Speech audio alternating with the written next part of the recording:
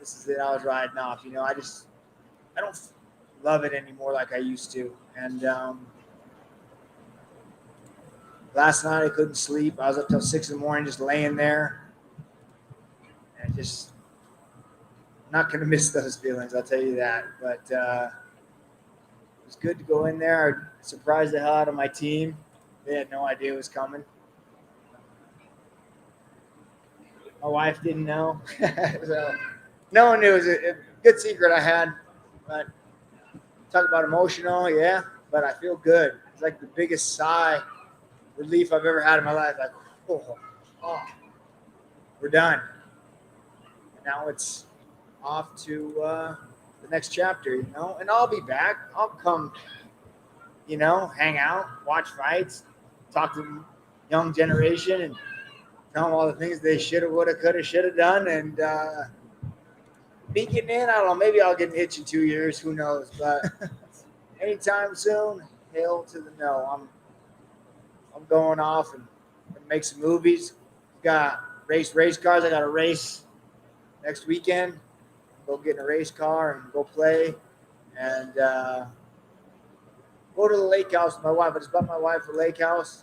I don't think it's anything nice with the single wide trailer. People that don't, we ain't got money like that. So, but it's nice to us. So we're gonna be spending a lot of time at the lake and hanging out, family. So yeah.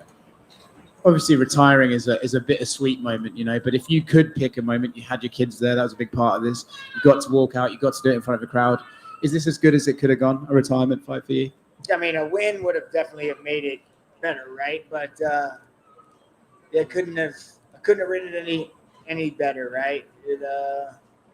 This was it. I felt it walking out, coming out of the tunnel, place going crazy. Yeah, man, it felt good. You've had such an incredible career, right? It's probably one of the most unique careers we've had in this sport. If you could pick one moment that you can sort of look back on and go, I'll hang my hat on that moment. That was the best bit. Which one? This is it right here tonight. This is it. Everyone got really emotional, but I didn't. I felt, like I said, I felt so good. This is the moment. I had both my boys in there. Bruce and Joe sent me off, and I'll hang my hat on that all day long, man. One hell of a career. And why not the guy tied for the most wins, take the wins and keep going? Hell yeah. Good job, Jim. Fucking run with it, baby. I'm going to step down, and it's all good. So if I had a moment that I look back on, this is it. I dreamt of this moment for a long time, but finally saying, finally okay in my heart saying it's time to walk away, and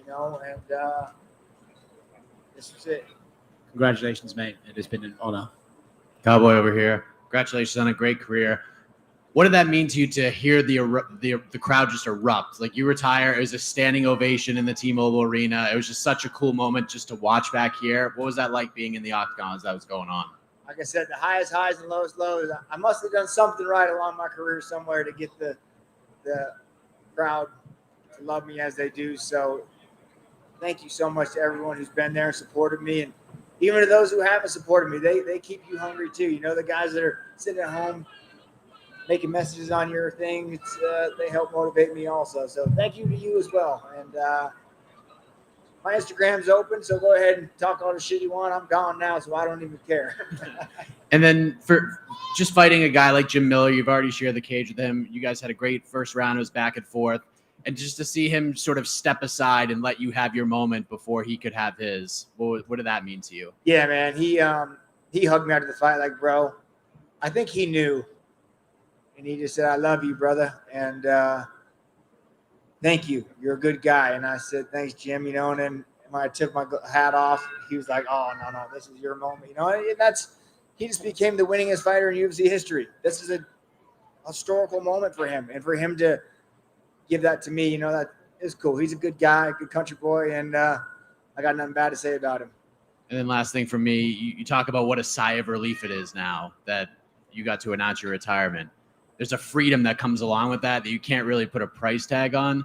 Do you remember the last time you had that feeling of just freedom, that big sigh of relief? Because you've been doing this an awful long time. Do you remember the last time you felt the way you feel right now? Yeah, I was in the hospital on my grandpa's deathbed, and the UFC called me and offered me a job. And I was like, oh, we're here. We did it. And then now we did it again. So those two moments, I'll never forget the feeling, you know? And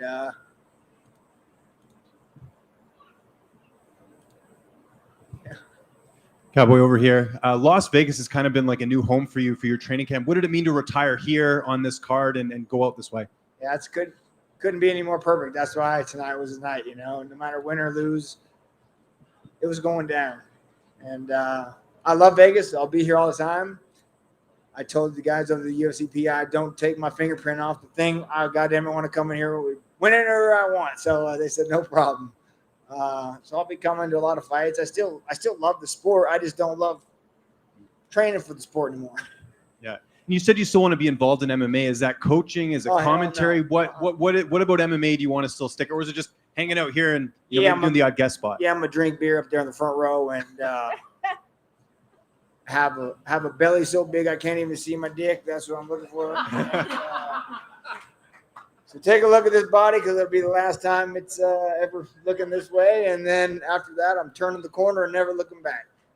And just last one for me. A lot of hardcore fans get nostalgic when they talk about the WEC. I know you're a very proud recipient of that promotion. What does it mean to go out and be one of the few that did WEC and the UFC? Oh, I love the WEC. I wish it was still around. You know, I remember when we first came over, everyone was like, "Oh, the WEC boys, we're gonna kill you guys." And then here we are. There's still a couple of us left, but yeah, man, I'm honored. Legacy, so it's cool. Hey, Cowboy, over here in the front. I just have a question. You mentioned that you didn't tell your team or your wife. Was there a reason why you kept that to yourself, or were you afraid maybe somebody would talk you out, or did you just want to have that moment to yourself? Oh, not talk me out, but I just didn't want their training or their attitude towards this fight to be any different. I didn't want them to be like, this is the last one. You know what I mean? I just wanted them to think this is just what we do. And yeah, I don't know why. It was my own moment, you know, and it was hard because it kept getting postponed and canceled and postponed and canceled and pushed, and training camp was all over the place. We were in Thailand, and man, it's been a wild 6 months, so to say the least. But yeah, here we are, and just sigh of relief. And you mentioned that, obviously would have felt better if this was a win, but do you think it would have been harder as well if you had won? Oh, hell no. It'd have been the same thing, you know. Would have brought the boys in there. We would have smiled, took a picture, and I would have just been able to give my team a little bit more money and a bonus. That's all. Thank you. Donald, what was the moment when you knew? When did that come to you that you knew you were going to retire? Before I fought McGregor, I knew he was close. Then I did the McGregor fight, and then I took another fight. And I was just going through the motions. I didn't enjoy it, didn't love it, and I knew the time was soon, and I just had to pick the right time. And so I knew coming in, I took a lot of time off. And then called my agent and said, let's get a fight. And I just knew this was going to be the last one. Why do you think it is that fighters have such a hard time retiring at the right time, whatever that may be? I don't know, but you just, because you want it so bad. You know, you still think you can still keep up and still hang with the young crowd and those guys. And I look at everyone's age. I'm like, oh, he's 40. He's still doing it. But, man, I'm 39. I think my 39 is a little different than some of these other guys' 39. I live a wild and rough life, I guess. But I don't know. It's time to move on and just go play. Do you think your wife's going to be okay with that beer belly? Yeah. Well, she's a doctor, so she can write me a prescription for anything. So fuck you, son. I'm going. Maybe I'll get swole nation here. You'll see Cowboy like, what is he on? And I'll tell y'all the super juice. Cowboy in the back here. Just you used to always say anyone, anytime, any place. Is that kind of the legacy you hope to leave behind? Absolutely. Yeah. I mean, that was just like for when Dana, I mean, you guys, when we were in Phoenix, Dana clearly told you Cowboy's not fighting next week. I don't know. He told you all it ain't happening. Go home. He called me, said, go enjoy the lake. And then he calls me. So I can't be the guy that'll fight anyone, anytime, anywhere, no matter what. And then when they call me, say, except for this time. Right? So when they call me, and I was at the lake, we building a new house onto our house out there. And I was drinking beer and eating barbecue. And Dana called me and I said, there's no way I can make 55. He said, no, we'll do it at 70. And I said, of course I'll be there. See, I'll pack up from the lake. Literally, we drove. My son's birthday was Saturday. We had his birthday party, jumped in the lake, and I drove all night long and showed up here to make it to jiu-jitsu to roll in the morning. And we started camp, or 1 week of it, whatever was left. Yeah. You also mentioned the idea that you might be doing more movies. I know you've kind of already been dipping in that water over there, but what kind of projects do you have coming up? We just finished a World War II movie. It'll be coming out end of the year. Me and my buddy Dustin have a rom-com coming out in November, so that's going to be a lot of fun. I got a couple in the chamber. Chris Pratt's here in the building, and him and I just did the Terminal List together, so I'll be on the final episode of the Terminal List on Amazon Prime, I believe. So, yeah, I got a couple in the chamber, and I'm just looking to keep going and loving it. So the problem is getting these directors to want to work with a dumb cowboy hillbilly. They don't know I got the chops. So now they're learning, and we'll see. Thank you. Cowboy right here. Cowboy, you talked about that just, anyone, anytime. It feels like there's less of those guys now than there were years past when you were at the top of it and into it. Do you feel like there's just a difference in the guys who are getting into the UFC and trying to get to this level now than there were before? Oh, yeah. You're talking about the fighters are leaving, and the athletes that are trying to become fighters are coming in. Yeah, there's a lot of athletes in there. But the actual true grit fighters, there's not many of these guys left. So you see it, and I don't know. It's a you can't be taught. No matter how bad you want it, you can't teach that to people. So it's cool to have the legacy of anyone, anytime, anywhere. And I meant it, and I still to this day mean it. No, not in the UFC anymore. Hopefully, I can whip someone's ass on the street and not get in as much trouble. What would be I'm your just kidding. What would be your advice to guys who are like, you know what, I want to be like that. I want to be active. I want to keep taking these fights. I don't care about the business and matchmaking and all that. What would your advice be to them? All the guys I train with and that I work with, I tell them to fight anybody and fight. Don't pick the fights. But so you can't say you want to be like that, and then when it comes time to be like that, not be like that. So it's hard to teach that, because when I grew up fighting, it was like I would just fight. Like my management had the easiest job ever. He would just be like, "We got you booked next week. Like, sick, let's go. Who? Don't care. Next. And so you see that with a lot of these guys now, where they are trying to pick the right fight, and it even works on both sides. Even if you're okay with it, maybe that other side of the camp is like, oh, that's not a good fight for us, so they don't take it. So it's a dangerous, weird sport right now. But if I could tell those guys, I'll just say, just keep fighting your asses off, man, and be a showman. Finally, did your wife ever tell you if you're having another boy or girl?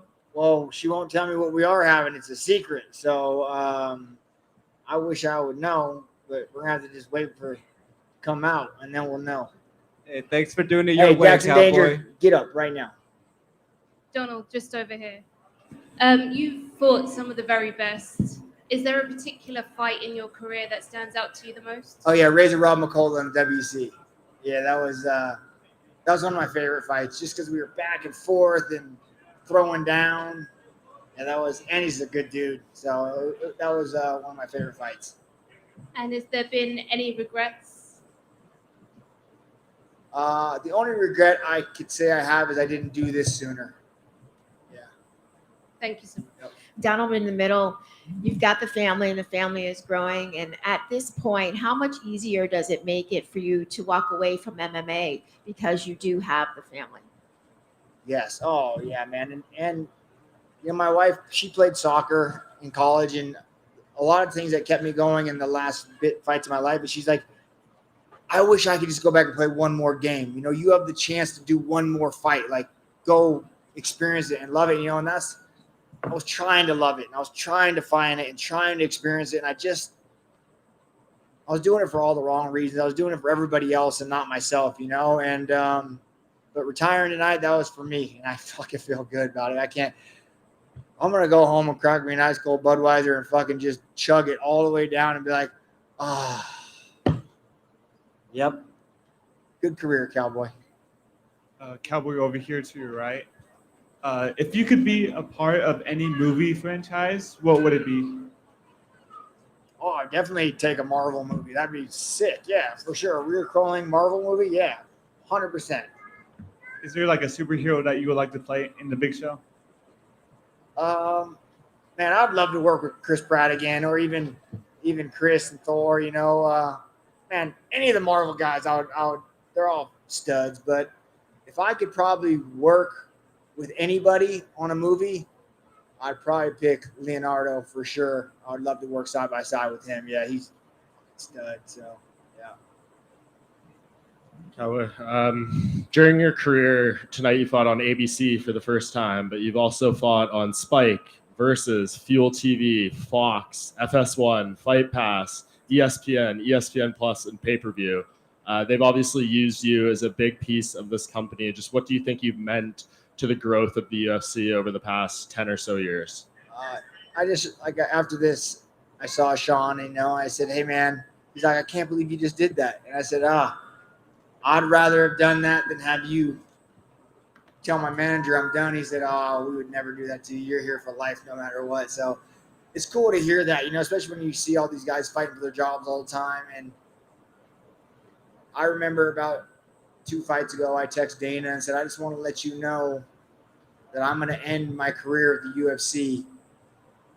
I'm not going to go anywhere else. I don't want to, you won't see me go to any other organization or go do any other bare knuckle stuff, or, you know, I might do some fun stuff and like take some Thai fights in Thailand. And that would be it if I was out there on vacation with the belly and there was another 205-pound guy that wanted to fight. Then but other than that, this is where I wanted to hang it up with USC and be done under this umbrella. So, man, they've made a hell of a career and a life for me and my family. So I'll always talk great about the UFC, and they've always done right by me.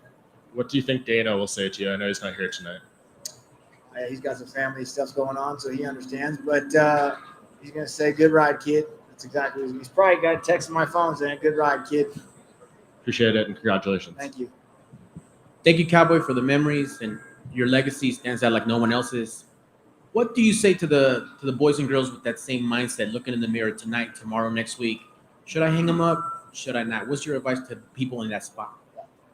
I don't know, because I should have done it a lot sooner, you know, but sometimes you don't realize it's over when it's over. So I guess you got to just look deep in. And some of these guys don't have anywhere to fall back on.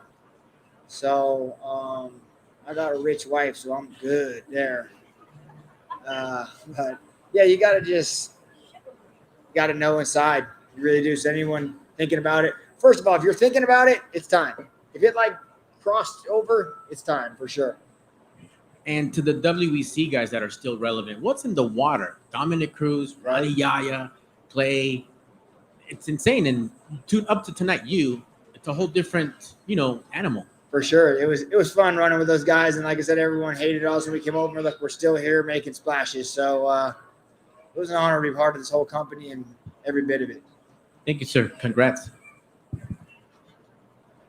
You good?